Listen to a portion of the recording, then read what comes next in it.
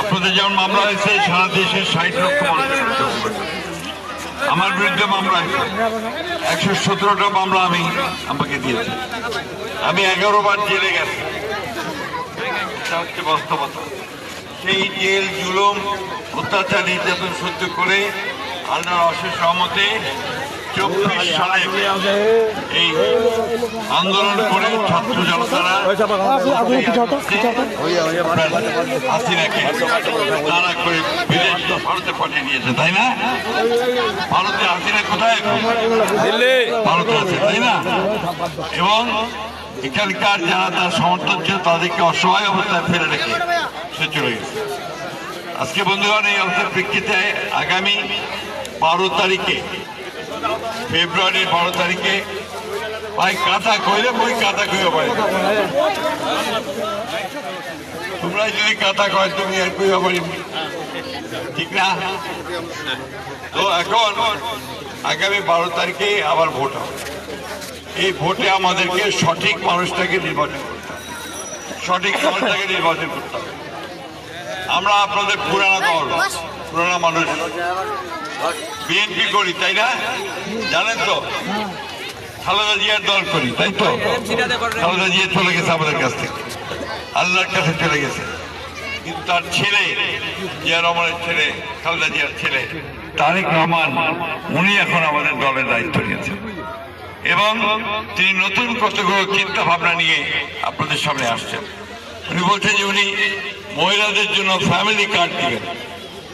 যেখানে আছে আমার মায়ের কাছে একটা ফ্যামিলি কার্ড, এই কার্ড উনি দিবেন প্রত্যেক মহিলার, একটা বাড়ির প্রধানকে।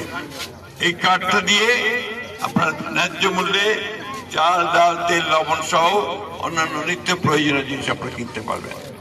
স্কুলের সুবিধা পাবেন, বাচ্চাদের স্বাস্থ্যের হাসপাতালে গেলে সুবিধা পাবেন। এই বিষয়গুলো ফ্যামিলি কার্ড মাধ্যমে পাওয়া যাবে।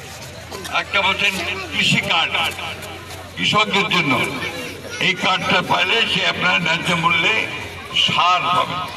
সারের ঠিক মতো পাই যায় না, এই সরকারটা ঠিক মতো সার দিকে পারছে, তাই না? ইনশাআল্লাহ আমরা সরকারে আসলে আপনারা যেন ঠিক মতো সার পান সেই ব্যবস্থাটা আমরা করব। আমরা আপনাদেরকে বীজ, উন্নত মানের বীজ দিব, বীজ বেশি উন্নত মানের।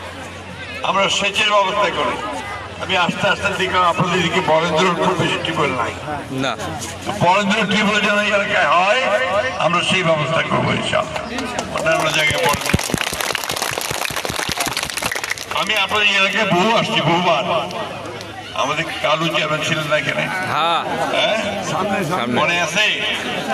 আমি তার বাড়িতে বহুবার আসছি এবং আমাদের এই ভাইদের যারা এখানে আছে অনেকের সঙ্গে আমার সম্পর্ক অনেক পুরানো।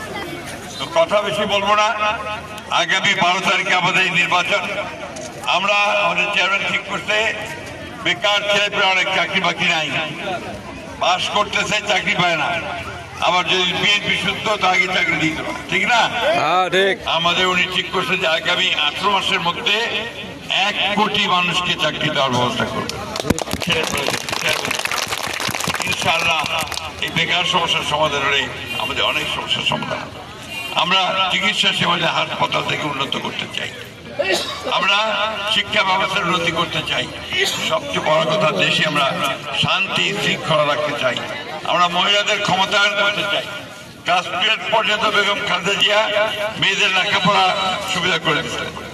কৃষক ভাইদের একটা কথা, ফর্ম আছে কিনা আমি মনে বলতে পারতেছি না, 5,000 টাকা পর্যন্ত কৃষি ঋণ মাফ করে দিচ্ছিল খালেদা জিয়া, মনে আছে? 10,000 টাকা পর্যন্ত সুদ মাফ, 25 বিঘা পর্যন্ত জমির খাজনা মাফ করছিল, মনে আছে আপনাদের? এই কাজগুলো আমাদের সরকার করছিল বন্ধুগণ। আবার আমরা ইনশাআল্লাহ কৃষকদের যেন উপকার হয়, আমাদের ছেলেমেয়েরা যেন লেখাপড়া শিখতে পারে, মা বোনেরা যেন ভালো থাকতে পারে এবং কলকারখানা যেন আমরা তৈরি করতে পারি, সেই ব্যবস্থা আমরা করবো ইনশাআল্লাহ আগামী 12 তারিখে। সেই জন্য আমি আপনার কাছে আসছি। আমাদের এটাই আমার শেষ নির্বাচন। এরা বয়স অনেক হয়ে গেছে, আর সামনের দিকে ইলেকশন করতে পারবো বলে মনে হয় না। সুতরাং আমি চাইবো আপনাদের কাছে দয়া করে আপনারা যদি আমাকে 12 তারিখে ধানের শেষে ভোট দেন তাহলে আপনাদের কাজ করার সুযোগ আমি পাবো। আমি আপনার কাছ থেকে ভোট পাইতে পারি? ইনশাআল্লাহ। আমার মার্কা দেখি বলেন তো, চলে কইবা হবে মার্কাটা কি? আমার এই পিছন দিকে আর ভাইরা পছন্দ হয় না, বলে বলবেন।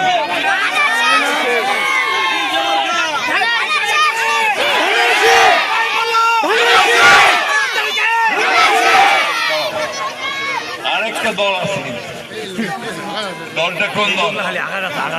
জামাতে ইসলাম। আগে নৌকা ছিল, নৌকা নাই, নৌকা পালাইছে। এখন ধানের শীষ আসছে, একটা নতুন দল। দলটা নতুন না, বহুত পুরান। ওরা ধর্মের নামে রাজনীতি করে। ধানের দাড়ি পাল্লায় ভোট দিলে কি বেশ দেওয়া যাবে? কি বলেন, দেওয়া যাবে? কোন একটা মার্কায় ভোট দিলে কি বেচতে দেওয়া যায়? নাকি আল্লাহর হুকুম গুলো পালন করতে হয়? কোনটা? আল্লাহর হুকুম পালন বলেন তো। আল্লাহর হুকুম, নামাজ রোজা সব করতে হবে, হজ সব করতে হবে তো নাকি? আর